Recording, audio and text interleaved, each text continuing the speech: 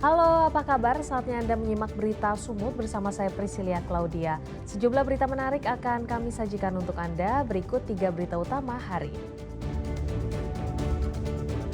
Hunian tetap bagi korban banjir bandang di 4 kabupaten kota Provinsi Sumatera Utara akhirnya mulai dibangun. Jelang Natal, Wakil Presiden Gibran Rakabuming berkunjung ke Kabupaten Nias Selatan menaiki motor trail. Yuk mengenal lebih dalam tentang budaya Batak di museum yang ada di Balige.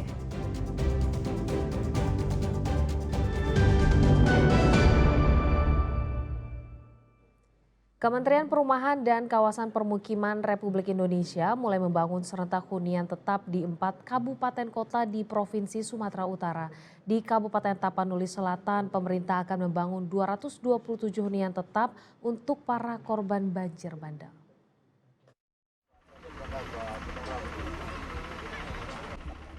Di lokasi inilah, tepatnya di Desa Hapesong Baru, Kecamatan Batang Toru, Kabupaten Tapanuli Selatan, pemerintah melalui Kementerian Perumahan dan Kawasan Permukiman RI akan membangun 227 hunian tetap yang diperuntukkan kepada korban banjir yang rumahnya hancur.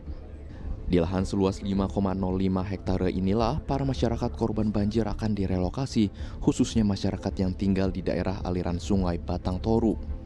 Dengan peletakan batu pertama hari Minggu lalu di 4 kabupaten kota, yaitu Kabupaten Tapanuli Utara, Tapanuli Tengah, Tapanuli Selatan, dan Kota Sibolga, menandakan hunian tetap bagi korban bencana mulai dibangun. Peletakan batu pertama di sini adalah bagian dari perencanaan yang disiapkan oleh Bapak Menteri Perumahan dan Kawasan Pemukiman. Jadi di Sumatera Utara sendiri saat ini secara bersamaan kita melaksanakan peletakan batu pertama di Kabupaten Tapanuli Tengah, Kabupaten Sibolga, Kabupaten Tapanuli Utara, dan Kabupaten Tapanuli Selatan.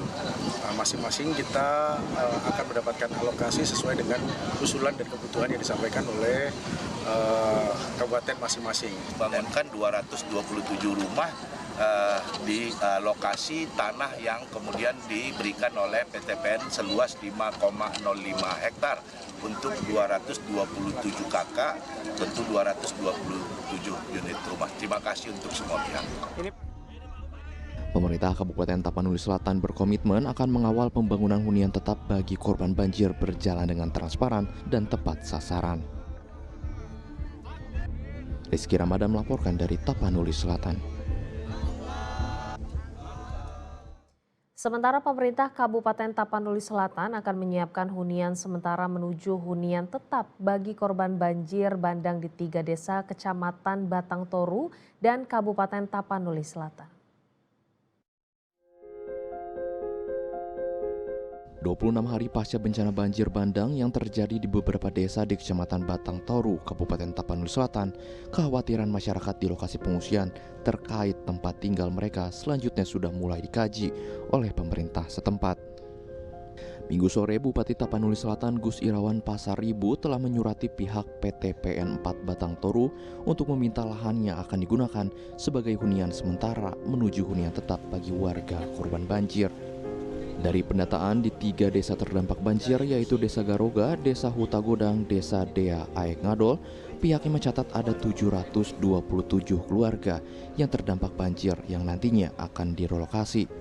Rencananya 721 hunian sementara menuju hunian tetap akan dibangun di atas lahan milik PT PN 4 Batang Toru dengan luas 15 hektare.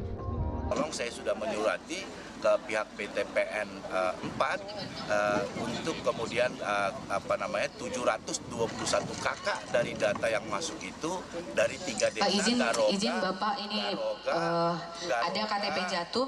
Garoga, Hutagodang, Aek Ngadol, itu ada 721 kakak untuk nanti kita minta kemudian izin lagi untuk memberikan lahan di Sumuran seluas hitungan kita untuk 721 kakak itu 15 hektar.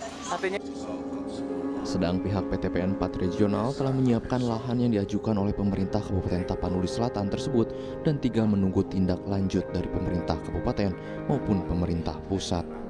Kami dari PT PN 4 sangat concern dengan kejadian ini. Kami dari awal dalam langsung bergerak dan koordinasi dengan Pak Bupati juga sangat luar biasa.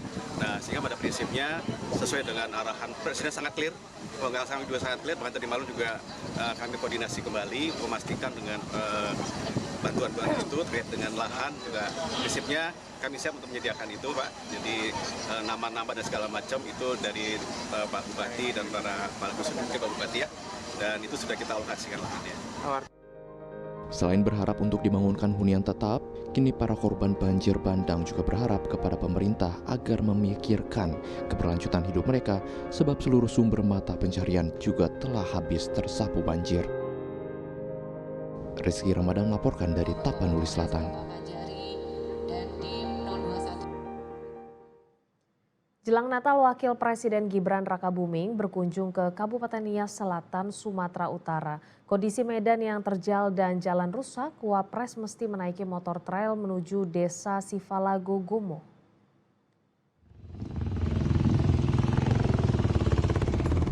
Menaiki motor trail, Wakil Presiden Gibran Rakabuming Raka berangkat menuju Desa Sifalago Gomo, Kabupaten Nias Selatan, Sumatera Utara Minggu siang.